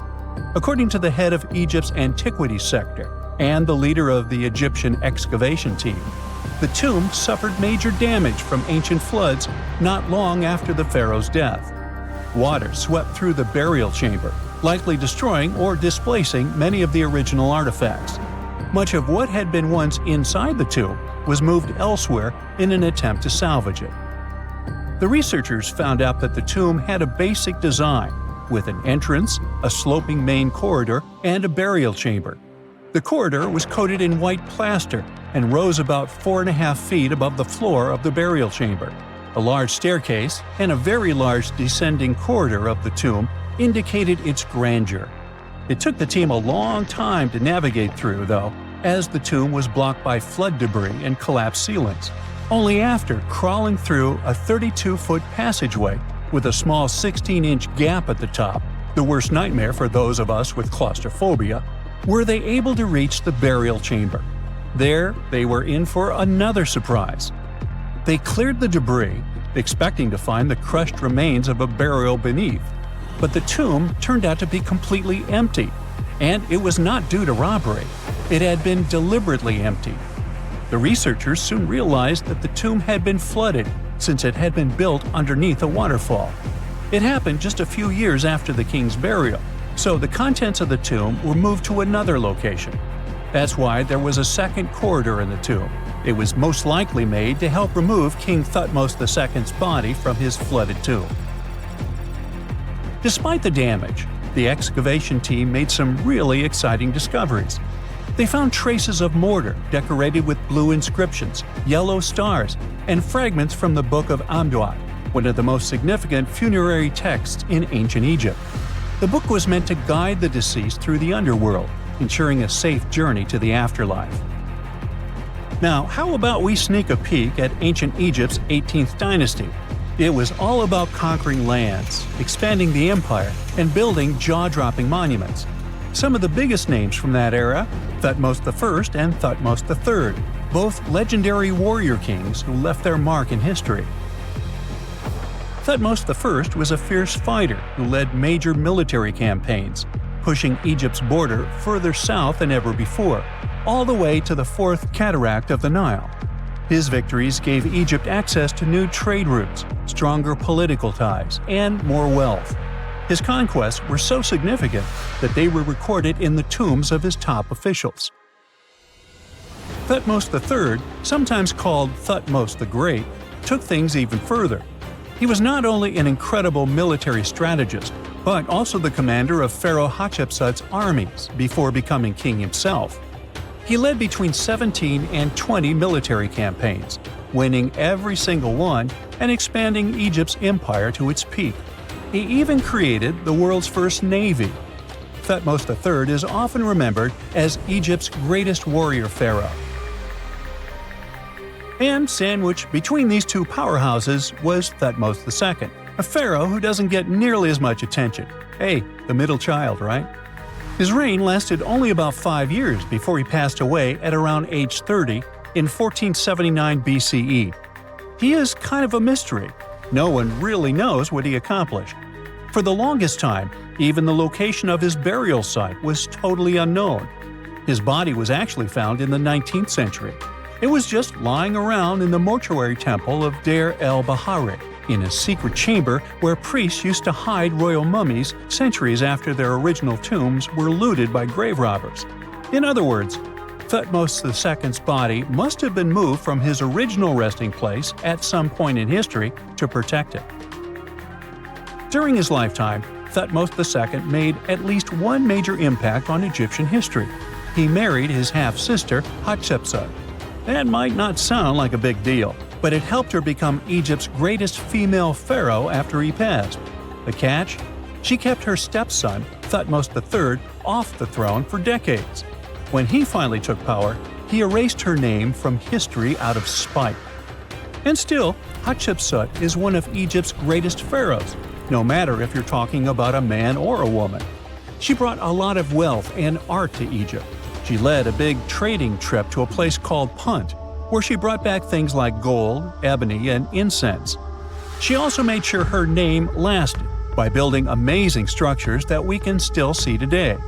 At Karnak, she added huge obelisks. One of them is still standing tall. She also was the one to build the Temple of Deir el-Bahari with its countless columns. She was buried there. Interestingly, Hatshepsut was often shown in art as a man with muscles and a beard, like how pharaohs were usually depicted. But she made sure there was always something in the artwork that reminded people she was a woman, like calling herself Daughter of Re or His Majesty herself. When she passed away in 1458 BCE, Egypt wouldn't have a female ruler as powerful as her until Cleopatra, about 1400 years later. According to Egypt's Supreme Council of Antiquities Secretary General, isn't that a mouthful? Hatshepsut's name actually appears in Thutmos II's tomb, meaning she might have even handled his burial.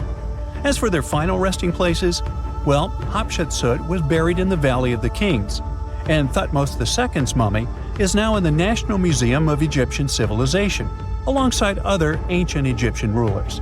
It gives visitors a rare chance to see the remains of a nearly forgotten pharaoh. Now, experts consider the discovery of his tomb to be one of the most significant in recent years. The artifacts found there add important details to our understanding of the history of the region and Thutmos II's rule. And even though the tomb's design is fairly simple and follows the same architectural style preferred by later Egyptian rulers, its historical importance is undeniable. In any case, the mission isn't over yet. Archaeologists are now focusing on solving another mystery. Where did the rest of the tomb's contents end up? The team is determined to continue their search. Who knows what other secrets they will uncover that have remained hidden beneath the sands for thousands of years. It's nighttime, and you're about to walk inside Pharaoh Tutankhamun's final resting place. You know, King Tut.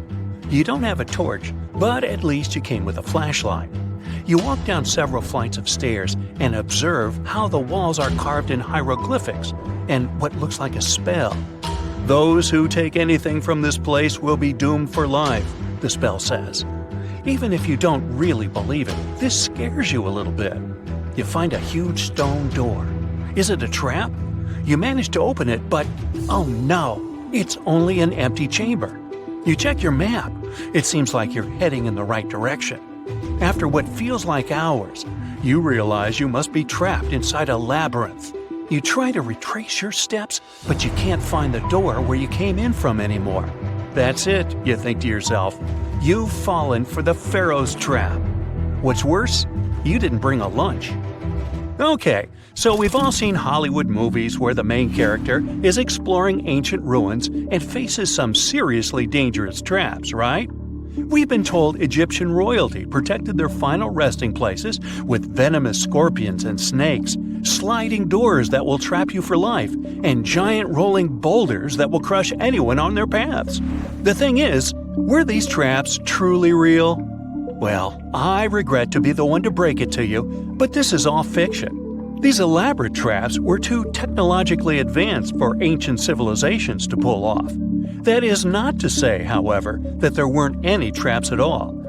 Ancient civilizations, like the Egyptians and the Mayans, are known for their practice of building entire monuments dedicated to the ones who had passed away. These structures would often reflect the position of person occupied in society. So, for the really important people, the VIPs of their times, massive monuments were built to host their bodies long after they were gone. Some of these civilizations believed that a person's life would continue on the other side of the veil. For that reason, a person would be buried together with the belongings of their current life.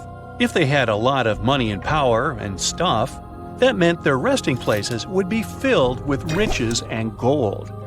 Now imagine if you lived in ancient Egypt and you knew exactly where all the pharaohs' tombs were located and had heard rumors of the amount of wealth kept in these places. Maybe you would be tempted to go check it out, right? We're talking about large rooms filled from floor to ceiling with golden artifacts, jewels, and even money. I mean, it does sound tempting. And since there weren't any security guards protecting the entrance of these places, Egyptians needed to get creative as to how they would protect these riches. These old civilizations found some traps to be useful. A recurring one was building empty rooms inside the monument to confuse a burglar. Now, let's take a look at Amenhotep III's final resting place as an example. It was built in the city of Luxor, in a spot also known as the Western Valley of the Kings. Two French engineers originally discovered the monument between 1905 and 1914 CE. The structure is huge and has more than 10 chambers, connected by long corridors and steep stairways. The King's Chamber is the most hidden one, and for an outsider to try and find it, they will probably enter a lot of empty rooms beforehand. Other pharaohs tried to protect their riches by commissioning monuments with false doors concealing pits that were up to 20 feet deep. This way, an unwarned and unwanted visitor would be surprised by the deep hole on their way to the king's resting chamber. Alongside false doors, pharaohs made sure to build labyrinth-style corridors and false walls. This way, robbers could take hours or days before they found the king's real chamber. As to pits with poisonous snakes on them, if there were any reptiles inside these monuments, they probably got inside on their own, and would most likely not stay there for long. There is no way snakes would survive years and years without food inside these pits. So yes, another Hollywood-induced belief right there. If these traps seem boring to you, archaeologists did find an interesting deterrent in the final resting place of the Red Queen of Palenque in Mexico. Palenque was one of the most powerful Mayan cities in pre-Columbian Mexico, and the Red Queen was believed to be the grandmother of the last Mayan king, undoubtedly a person of immense importance to the empire. In her honor, a huge monument was built to keep her body after her passing. The discovery of the tomb itself was already thrilling. Archaeologists found an ancient monument when digging at the site back in 1994. The first thing they found was a room with a hidden door. Once they opened the door, they discovered a long corridor. Finally, at the end of this corridor was the Queen's chamber. The team of archaeologists was beyond excited to unearth this chamber with the mummy of the Queen herself still inside it. They found her to be accompanied by her pearls, jade shells, and expensive rocks. But as the team explored the remains, they saw something rather strange. The room was filled with a red-colored powder. Researchers knew that the color red was important to the Mayan people, and that much of their clothing and buildings were decorated with this color. But they didn't understand why the queen was buried with this unknown red substance. After they took a sample back with them for further analysis, they discovered that the red powder was cinnabar, a very dangerous mineral. This powder, when inhaled, can cause, shall we say, severe health damage to a person. The team concluded that this could only be a trap for anyone trying to steal her riches. Okay, so dangerous powders might have worked as the most intense traps we've seen until now. But perhaps the cheapest way to keep out unwanted visitors was to advertise spells written out all over the monument. We'd probably laugh at these today, but back in the day, they were more or less effective. Spells usually said that the person who took anything from that place would meet a tragic fate.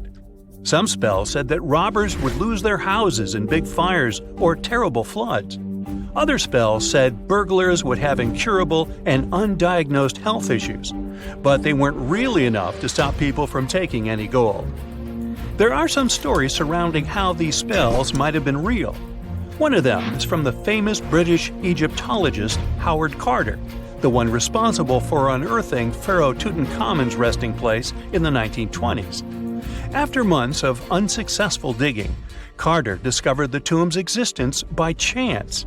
He found the entrance to a stairway right beneath the soil where he had been searching all those months. With the help of a team, he cleared the piles of sand blocking the stairs and discovered a doorway. The door had several royal symbols carved into it, and Carter knew this could only mean a very important person had been buried there. And he was right. With a chisel, he made a hole in the top left-hand corner of the doorway and lit his vision with the help of a candle.